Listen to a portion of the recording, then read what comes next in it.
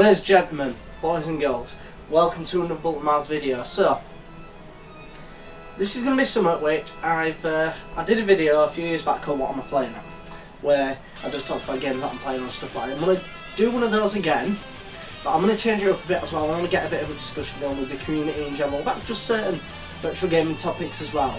So the first part of this will be going about, about what I'm playing on at the moment and what I think of certain titles as well, and then I'll bring up a topic, and I'll discuss my point. I would like to hear other people's point of views as well on this. I know a lot of people might actually kind of agree with me on this, but listen to what I have to say and then you can judge from there.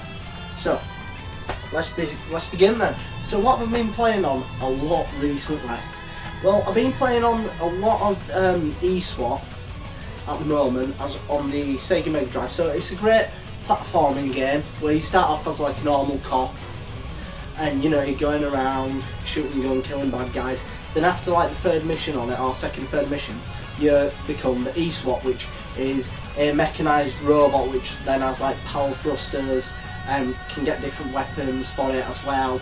So after the third level it gets a lot better, but a lot more hectic as well.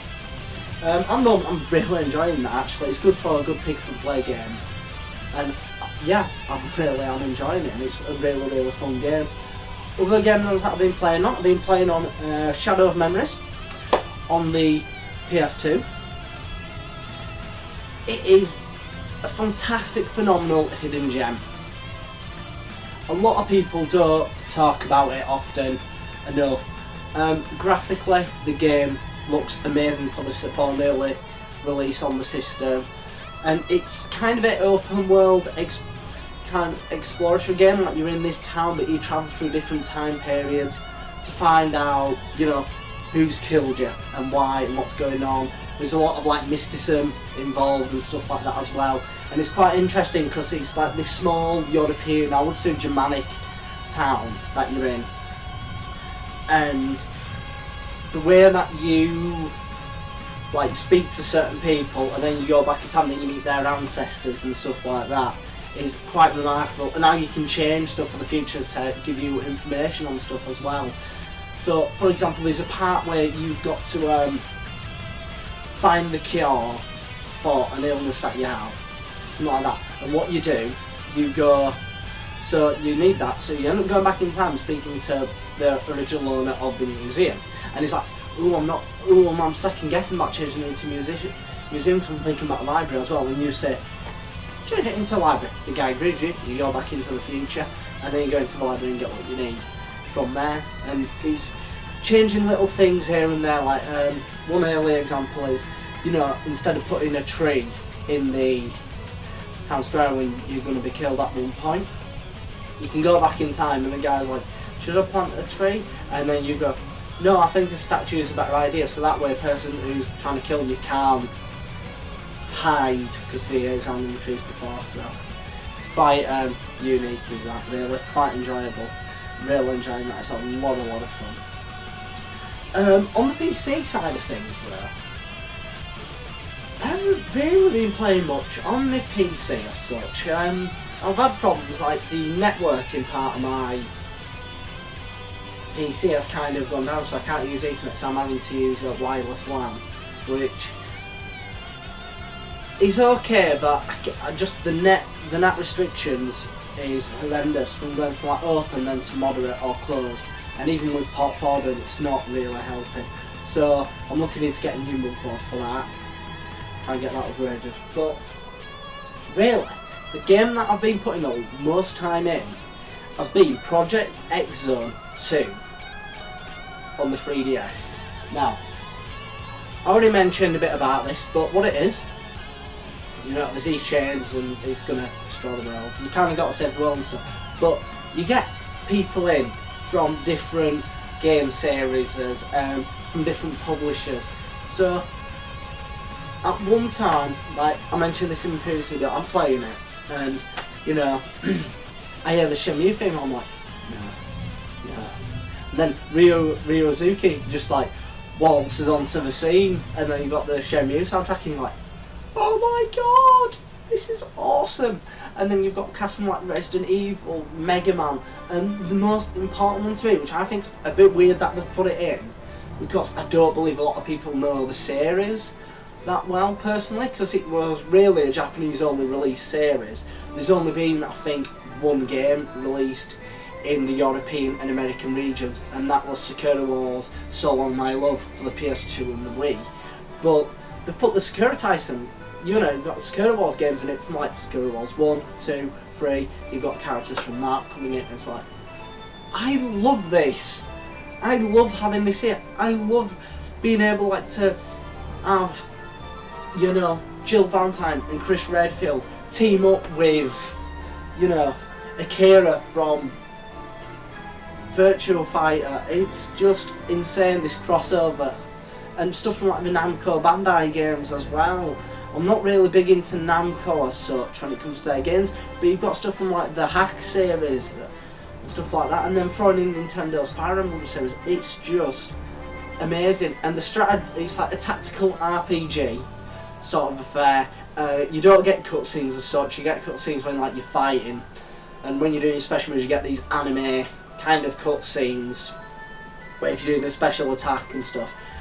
And the other day I was playing on it, and I get to pat, and then I come up to it and goes Sega Shinshoro from the original Sega Saturn adverts, and he just comes on and I'm like, this is awesome right now. This is boom, mind blown.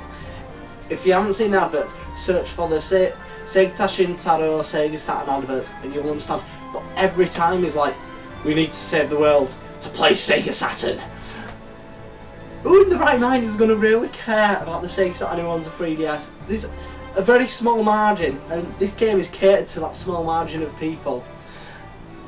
It is fantastic, and you're going to play against enemies from everything from like Street Fighter, Resident Evil, Mega Man, the Hack series, Sakura Wars, Darkstalkers, which I think is a brilliant touch. And when you've got Felicia, the cat lady, as like a support, oh my god, she is amazing. And then you've got stuff from like Renaissance of Fate as well. Again, not many people played on the Xbox 360 or PS1, like railgun shooter. Not many people played it, so it's weird for them to put like, a lot of people are like, who are these on? But it's great advertisement for them, because it's like, who's this? What's this from? Then you find out and you're like, oh, I'm going to give this a try, because the characters in the game are cool, and the characters are representative of what games they're in as well. So it's not like it's fake or anything like that. The character in that game, who you are, might be in another game, is the exact same character. There's no difference really. So overall, it's boom, mind blowing. I'm having such a good time with that. I'm telling myself I need to complete that before playing on Bravely 2nd, which I've got up there, before I can play on that.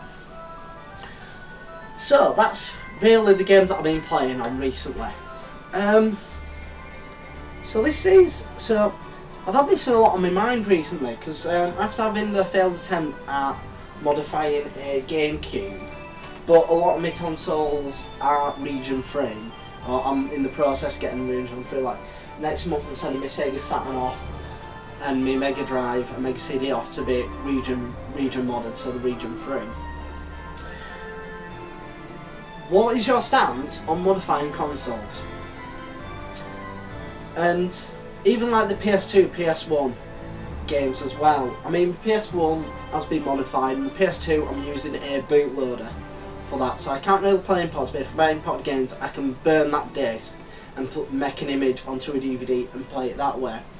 And that's when it gets a bit tricky for it. So, for example, I really want to buy Rule of Rose on the PS2. I'm looking for that all the time. I'm trying to get it for a decent price, even though I'm willing to pay over 150 quid for it.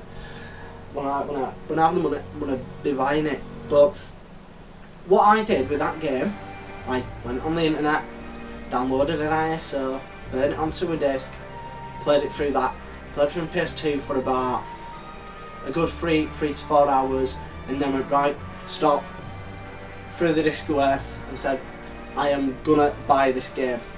So me getting ISOs online, I use as my demo, to buy these games.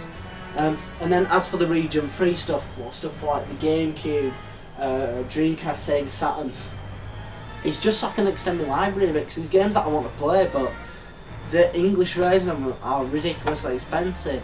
Stuff like, I really want to give Panzer Dragoon Saga a try, but I'm not going to be paying 250 quid out for a game if I'm not going to enjoy it. So what I'll do, I'll pay 15 quid and get the Japanese version and fumble through that. And you know, I can get a good idea about what the game is, how it works, what the mechanics are in that. And I like imported games, I like Japanese games. So stuff like the Dreamcast, for example, I mean, as I mentioned, the Sakura Wars games, I love them.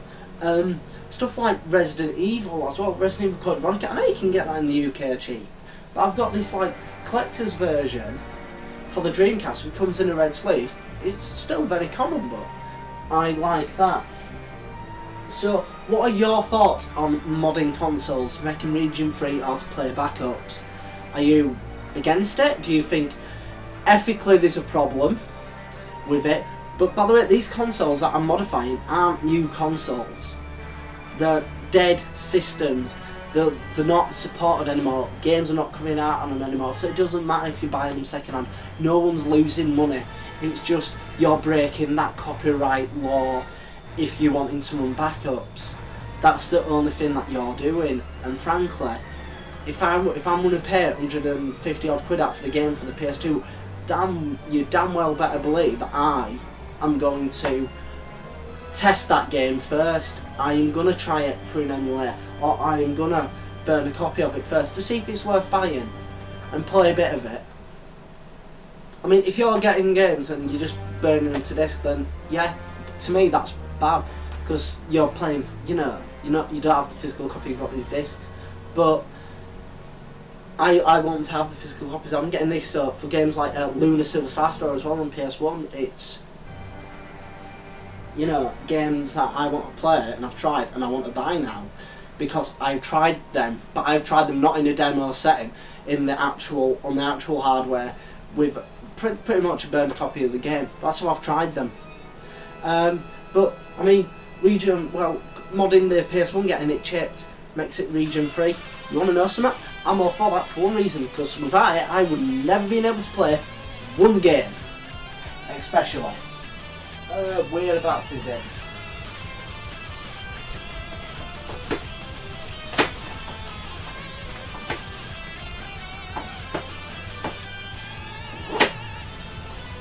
I would never been able to play this, Parasite Eve, on the PS1, otherwise. And this is one of my favourite games of all time, for obvious reasons. It's an RPG with survival horror aspects and aesthetics in it. It's in a real world, not in fantasy world. I adore this game, and I'm glad that I've got my PS1 chipped to be able to play that. But what are your views on it? Do you believe it's right to region mod consoles, or especially on disc-based consoles, so you can play backups as well as imported games? Tell me your views on it. What do you think the morals are with that?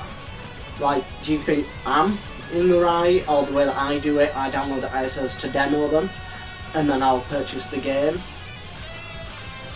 Or do you believe, no, you should mod consoles to, I don't know, save the prestige of it, so it's not, you haven't messed with it or anything like that?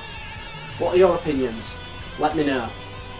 So, this has been the first episode, and I'll say, well, first, I'm going to restart this episode. This is going to be episode 1 of What Am I Playing At? Tell me what you think of it and ways to improve as well. Feel free to leave a comment in the section below. If you like this video, like it. If you dislike it, dislike it. Feel free to subscribe. But the main thing that I have on my mind at the moment, and I want everyone to do, is just to keep on gaming.